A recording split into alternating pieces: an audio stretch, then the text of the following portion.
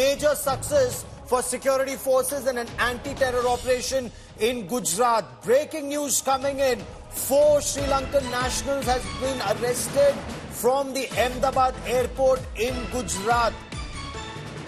The 4 are suspected Islamic State, ISIS terrorists out to target vital assets and vital points in India. They are out to target Jewish people and their facilities in our country. The 4 suspected Sri Lankan terrorists have been identified as 33-year-old Muhammad Nusrat, 35-year-old Muhammad Faris, 43-year-old Muhammad Rasdeen and 27-year-old Muhammad Nafran.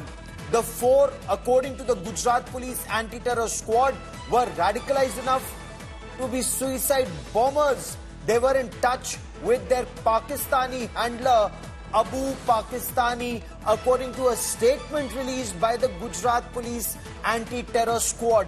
Their aim was to target Jewish people, Christians, and RSS and BJP leaders in India. The initial reports seem to indicate some weapons and ammunition have also been recovered.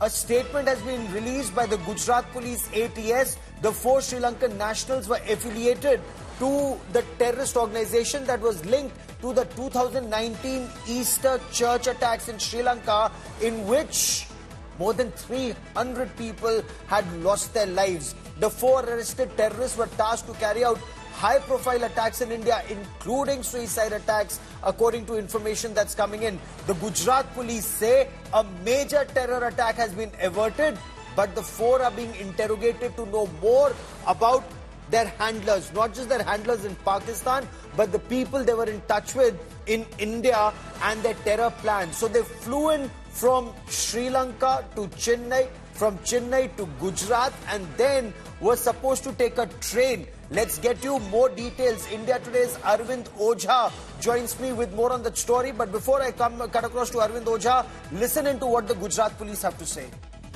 जो चारों के चारों terrorist यहाँ पे पकड़ाए हैं, ये Islamic state से संबंध रखते हैं। ये ऑर्गेनाइजेशंस भारत में प्रोस्क्राइब्ड टेररिस्ट ऑर्गेनाइजेशन है। इनको इनका जो पाकिस्तानी हैंडलर है, उसके इंस्ट्रक्शन पे ये इंडिया में किसी भी तरह की एक्टिविटी करने के लिए तैयारी रखते थे।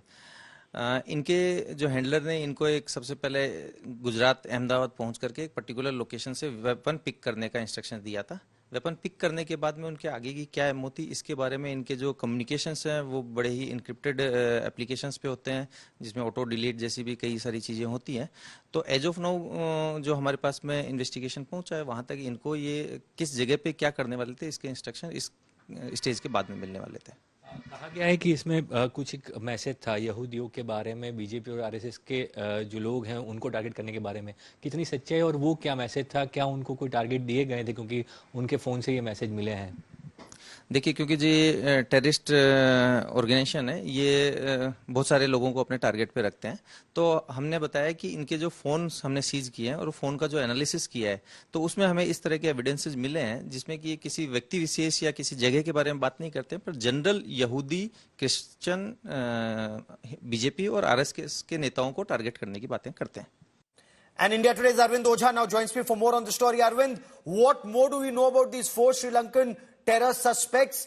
भारत में कहां किसको निशाना बनाना चाहते थे ये कथित आतंकवादी? श्रीलंका से भारत आए थे, और पाकिस्तान में इनका हैंडलर कौन है? यहां पर किसके साथ ये ऑपरेट कर रहे हैं? देखिए गौरव, ये अपने आप में एक बड़ा ऑपरेशन है, क्योंकि अभी तक आपने देखा होगा कि जो Indian agencies ISIS module bust करती थी, मोस्टली उसमें जो इंडियन स्लीपर सेल होते थे वही गिरफ्तार होते थे। लेकिन ये रेयर है कि 4 श्रीलंकन जो नेशनल हैं वो कोलंबो से फ्लाइट पकड़ते हैं, उसके बाद वाया ट्रेन वो अहमदाबाद पहुंचते हैं, और तब अहमदाबाद पुलिस ने इनको अरेस्ट किया है।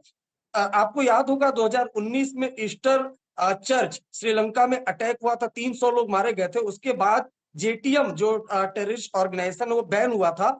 ये सभी उसी टेरर ऑर्गेनाइजेशन से अटैच्ड है। सोर्सेस ये बताते हैं कि इनको फिदाइन अटैक की ट्रेनिंग दी गई थी, और इनमें से एक अक्यूज्ड है, उसके पास पाकिस्तान का वैलिड वीजा भी मिला है, और इसका हैंडलर वो पाकिस्तान में बैठा हुआ है। टारगेट पर बीजेपी आरएसएस के लीडर और यहूदियों के जो प्रमुख स्थल थे वो मिले थे। प्लान एकदम लास्ट स्टेज में था गौरव, क्योंकि इनके पास से कुछ मैसेज भी मिला है।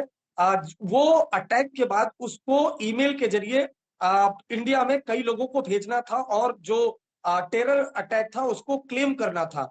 न सिर्फ गुजरात में बल्कि इंडिया के डिफरेंट पार्ट में ये अटैक होना था, लेकिन ये एक वेल कोऑर्डिनेटेड ऑपरेशन है जिसके बाद इन चारों को अरेस्ट किया गया है। जी। अब इनके इंडियन लिंक के बारे में जो गुजरात एटीएस है और साथ ही साथ सेंट्रल एजेंसीज पता लगा रही है। इस बड़ी खबर पर आप नजर बनाए रखिए। I will come back to you for more on this. Arvind Ojha, for the moment, many thanks.